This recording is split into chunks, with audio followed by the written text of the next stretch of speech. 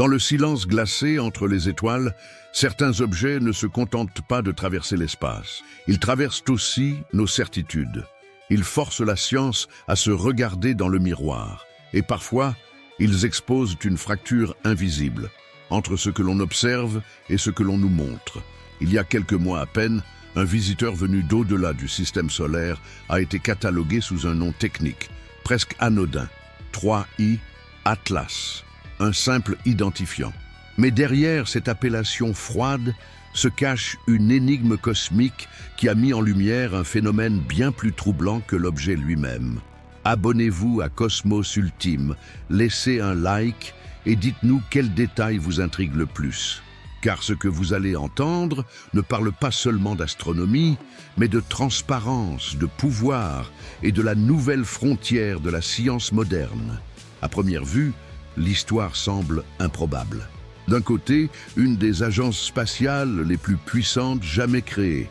Des budgets colossaux, des sondes interplanétaires, des instruments capables de distinguer des rochers d'1 mètre sur la surface martienne depuis l'orbite. De l'autre, un homme seul, un astronome indépendant, un télescope installé chez lui, sous un ciel terrestre imparfait, troublé par l'atmosphère et la pollution lumineuse. Et pourtant, ce sont ces images qui ont fait le tour du monde. Lorsque les premières photographies de Paul Craig ont commencé à circuler, quelque chose a immédiatement frappé la communauté scientifique et le grand public. Elles n'étaient pas seulement exploitables, elles étaient nettes, structurées, presque élégantes. On y distinguait une géométrie lumineuse précise, un cœur brillant, un halo symétrique, des extensions allongées comme des flux de matière ou de lumière organisés autour d'un axe central. Rien à voir avec une simple tache floue. Rien à voir avec l'image d'un banal fragment rocheux errant dans le vide.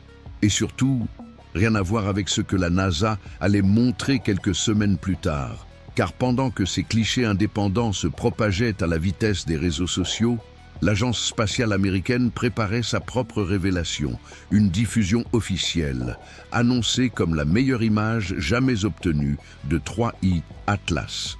L'instrument utilisé, le HiRISE, embarqué à bord du Mars Reconnaissance Orbiter, un système de science de l'image à très haute résolution, déjà célèbre pour avoir photographié les traces de rovers sur Mars, les strates de cratères anciens et les détails les plus subtils de la géologie martienne. L'attente était immense, presque électrique. Mais lorsque l'image apparut à l'écran, la réaction fut immédiate et brutale. À la place d'un portrait détaillé, le public découvrit une forme pâle, diffuse, sans contour net. Une silhouette à peine discernable, plus proche d'un test de calibration que d'une observation historique. Le contraste avec les images de Craig était saisissant, presque gênant. En quelques heures, des comparaisons côte à côte envahirent d'Internet. À gauche, les clichés indépendants, riches en structure. À droite, la version officielle, floue et minimaliste. Une question s'imposa alors, simple et dérangeante.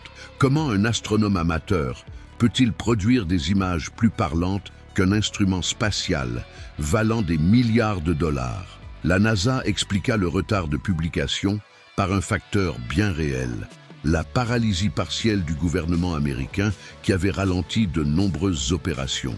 Mais cette justification ne fit qu'alimenter le doute. Car une image unique déjà capturée ne nécessite pas une mobilisation totale de l'agence pour être partagée. Quelques techniciens, un canal de communication, quelques heures tout au plus. Et même en acceptant ce délai, reste la question centrale, la qualité. Le HiRISE n'est pas un instrument ordinaire. Il a démontré à maintes reprises une capacité de résolution exceptionnelle. Alors pourquoi, face à un objet interstellaire historique, l'image finale semblait-elle si pauvre en informations? À cet instant précis, le débat changea de nature. Il ne s'agissait plus seulement d'astronomie, mais de choix, de sélection de données, de narration scientifique. Pendant ce temps, Paul Craig continuait d'observer, sans annonce spectaculaire, sans déclarations ambiguës.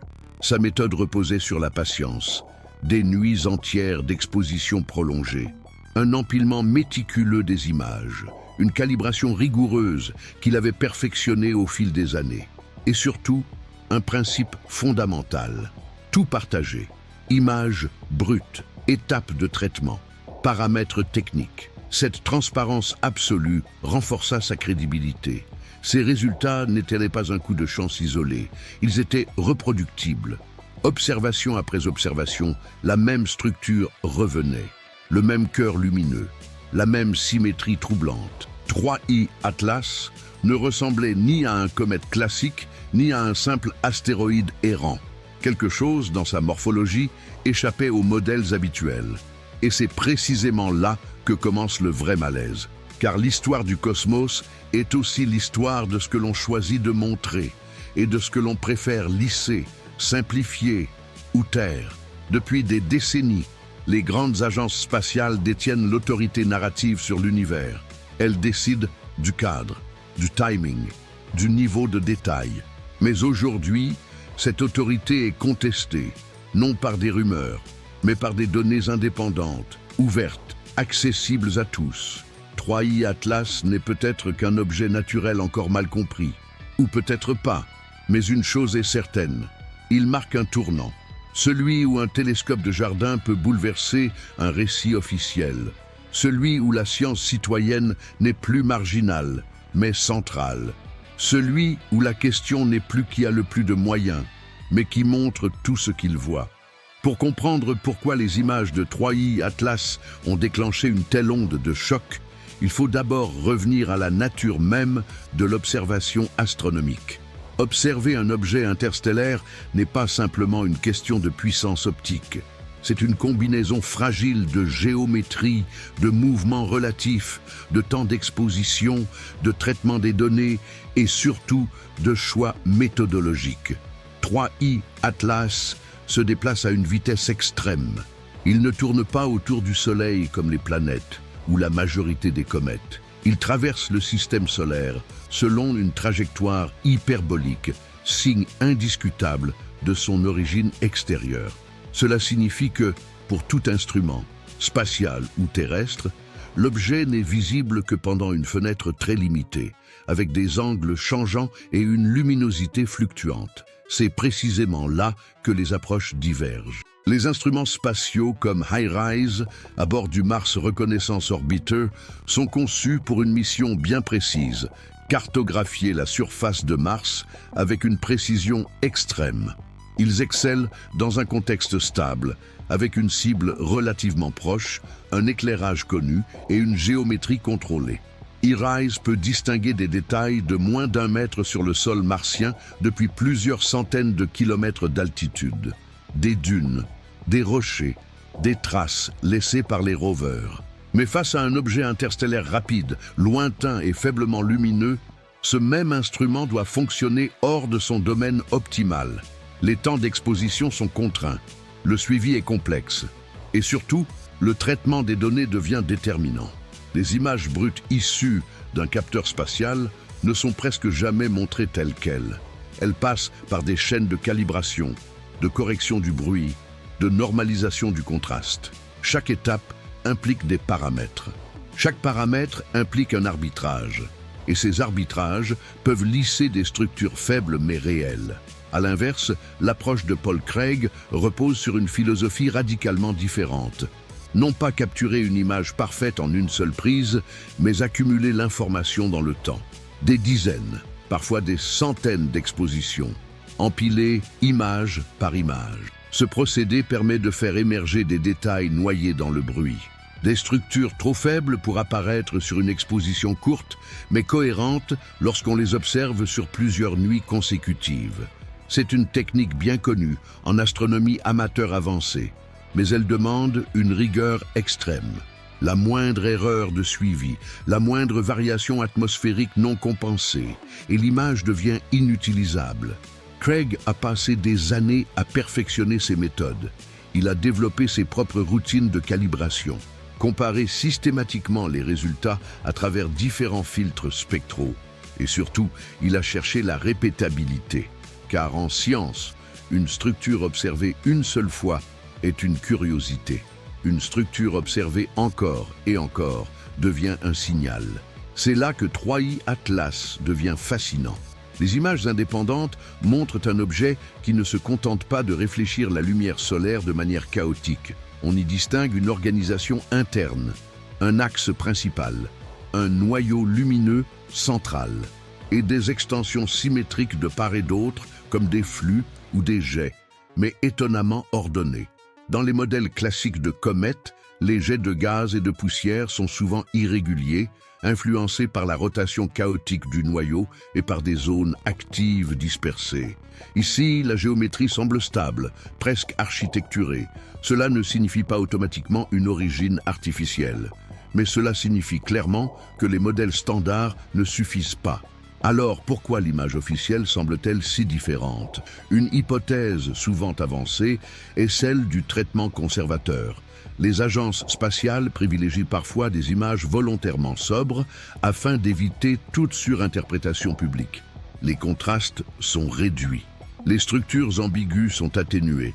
Ce qui reste est une représentation minimale, difficile à contester, mais aussi pauvre en informations visuelles. Une autre contrainte est la bande passante. Les données envoyées depuis Mars ne sont pas illimitées. Chaque bit compte. Il est possible que seule une version compressée ou partiellement traitée ait été jugée prioritaire pour diffusion rapide. Mais là encore, ces explications techniques n'éclairent qu'une partie du problème, car ce que le public compare, ce ne sont pas des données brutes, ce sont des résultats finaux. Et le résultat final racontait deux histoires radicalement différentes. Ce contraste a ravivé un souvenir encore vif dans la communauté astronomique, celui de Oumuamua, le premier objet interstellaire détecté en 2017. À l'époque déjà, les images officielles étaient limitées, floues, peu révélatrices. Pendant ce temps, des simulations indépendantes, basées sur la courbe de luminosité et les variations observées, suggérait une forme extrêmement allongée, voire aplatie. Des hypothèses audacieuses avaient émergé, puis avaient été rapidement marginalisées. Avec 3i Atlas, le schéma semble se répéter.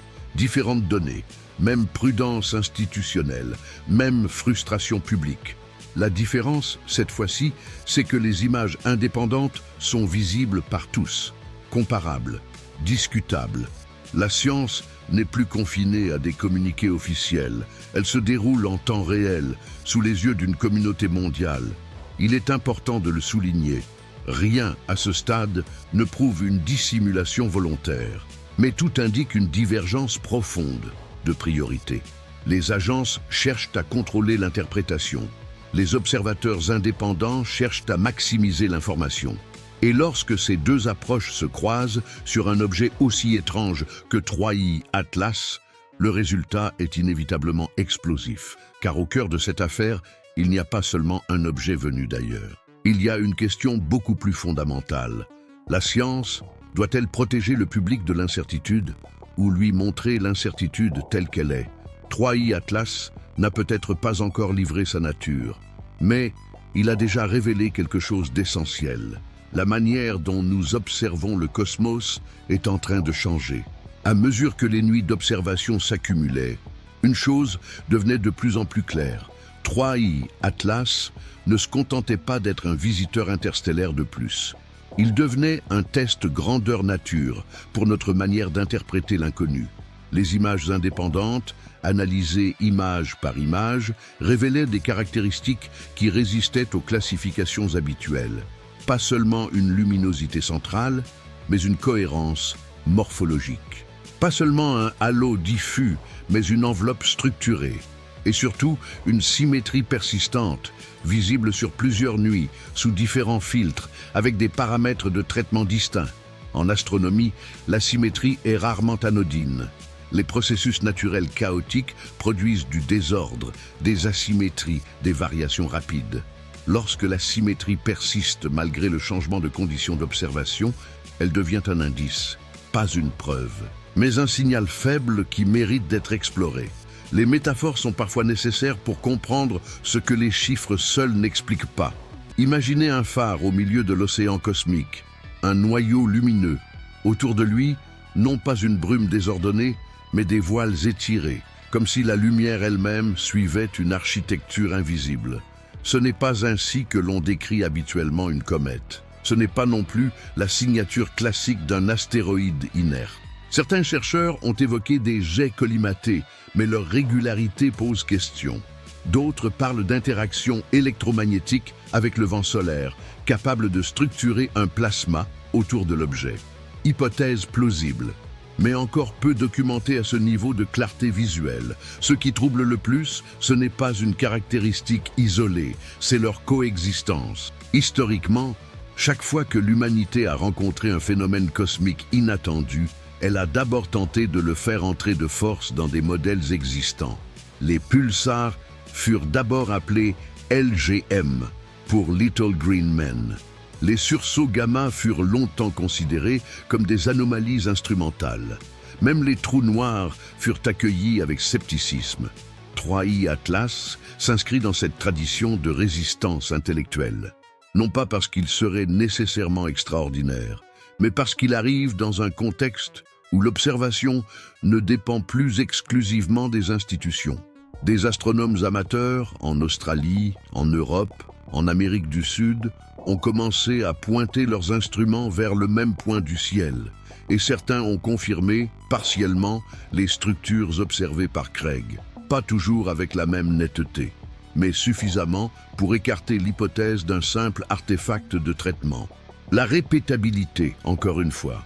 Un autre élément intrigue, la stabilité apparente de la luminosité centrale. Les comètes actives montrent souvent des variations rapides, liées à la rotation du noyau et à l'activation intermittente de poches de glace. Ici, le cœur de 3I Atlas semble remarquablement constant sur plusieurs observations rapprochées. Certains modèles suggèrent une rotation lente, d'autres évoquent une orientation particulière par rapport au Soleil, minimisant les variations visibles. Mais ces hypothèses restent spéculatives, faute de données officielles détaillées. Et c'est là que l'absence de publications approfondies devient problématique. Car lorsque l'information est partielle, le vide est comblé par des hypothèses, par des reconstructions, par l'imaginaire collectif. La science ne progresse pas dans le silence prolongé. Les critiques les plus prudents rappellent que l'œil humain est excellent pour détecter des motifs, même là où il n'y en a pas. C'est vrai, notre cerveau est une machine à reconnaître des formes. Mais c'est précisément pour cette raison que les données brutes, complètes, contextualisées sont essentielles. Lorsque seules des images filtrées sont rendues publiques, le débat se polarise. D'un côté, ceux qui voient une anomalie majeure. De l'autre, ceux qui refusent toute discussion faute de matériel suffisant. Entre les deux, la science stagne. Ce débat dépasse largement le cas de 3I Atlas. Il touche à une question fondamentale du XXIe siècle. Qui détient le droit d'interpréter le réel? Pendant des décennies, l'astronomie a fonctionné selon un modèle vertical. Les agences observaient, les agences validaient. Le public recevait une version finale, souvent simplifiée. Aujourd'hui, ce modèle se fissure. Les capteurs deviennent plus sensibles, les logiciels plus puissants, les communautés plus interconnectées. Un astronome indépendant peut désormais faire ce qui était impensable il y a encore 20 ans. Documenter un phénomène rare, publier ces données et provoquer un débat mondial. Paul Craig n'a pas affirmé que 3I Atlas était artificiel. Il n'a pas parlé de technologie extraterrestre. Il a simplement montré ce qu'il voyait et expliqué comment il l'avait vu. Cette sobriété est précisément ce qui rend son travail si percutant. Il y a aussi une dimension presque philosophique dans cette affaire. Le cosmos n'a aucune obligation d'être simple, ni rassurant, ni conforme à nos attentes. Lorsque nous observons un objet interstellaire, nous regardons un fragment d'un autre système stellaire, un environnement où les conditions initiales, la chimie, l'histoire dynamique peuvent être radicalement différentes des nôtres. Pourquoi serait-il surprenant que certains de ces objets défient nos catégories? Ce qui est surprenant, en revanche, c'est notre difficulté persistante à accepter l'ambiguïté. 3I Atlas agit comme un miroir. Il reflète nos limites instrumentales, nos choix de communication notre rapport à l'autorité scientifique. Il montre que la frontière entre science institutionnelle et science citoyenne est désormais poreuse, et que cette porosité peut être inconfortable. Mais elle est aussi profondément féconde, car là où les récits officiels cherchent la stabilité, les observateurs indépendants explorent l'incertitude. Et c'est souvent dans cette zone grise, instable, que naissent les découvertes majeures. À ce stade, aucune conclusion définitive ne peut être tirée sur la nature réelle de 3i Atlas. Et c'est normal. La science authentique avance lentement, par accumulation patiente d'indices. Mais une chose est déjà acquise. Ce visiteur interstellaire a révélé bien plus qu'une trajectoire ou une luminosité. Il a exposé un changement irréversible dans notre manière de regarder le ciel. Un changement où l'autorité ne se décrète plus. Elle se démontre, donnée à l'appui, regard ouvert, sans filtres inutiles. Et c'est précisément ce qui rend cette histoire si importante, bien au-delà de l'objet lui-même. Au terme de cette histoire, une chose devient impossible à ignorer. 3i Atlas n'est pas seulement un objet venu d'un autre système stellaire, il est devenu un révélateur de nos méthodes, de nos priorités, et surtout de la manière dont l'information scientifique circule ou ne circule pas à l'ère moderne. D'un côté, une institution historique, des décennies de découvertes majeures, des instruments extraordinaires, une expertise indiscutable. De l'autre, un astronome indépendant, sans budget institutionnel, sans communication officielle, avec pour seules armes la patience, la rigueur et la transparence. Et pourtant, ce sont ces images qui ont suscité les questions les plus profondes. Soyons clairs, il ne s'agit pas ici d'accuser, ni de conclure hâtivement à une dissimulation volontaire. La réalité est souvent plus subtile. Les agences spatiales opèrent dans un cadre institutionnel complexe. Elles doivent gérer la prudence scientifique, la communication publique, les contraintes politiques et médiatiques. Mais cette prudence a un coût. Lorsque les données sont filtrées à l'extrême, lorsque les images sont lissées au point d'en perdre leur substance, lorsque le silence s'installe face à des observations indépendantes crédibles, la confiance s'érode. Et dans le vide laissé par l'absence d'explications détaillées, les interrogations prolifèrent. Le cas de 3i Atlas illustre une mutation irréversible. Nous ne vivons plus à une époque où l'exploration du cosmos est réservée à quelques institutions centrales. Les outils ont changé, les réseaux ont changé, les attentes du public ont changé. Aujourd'hui, la science est observée en direct, comparée, vérifiée. Et lorsqu'un astronome amateur partage non seulement ses résultats, mais aussi ses données brutes, ses méthodes, ses erreurs potentielles, il adopte une posture profondément scientifique. Paul Craig n'a pas prétendu détenir la vérité. Il a simplement refusé de cacher l'incertitude. Et c'est peut-être là la leçon la plus importante de toute cette affaire. 3i Atlas finira probablement par trouver une explication naturelle.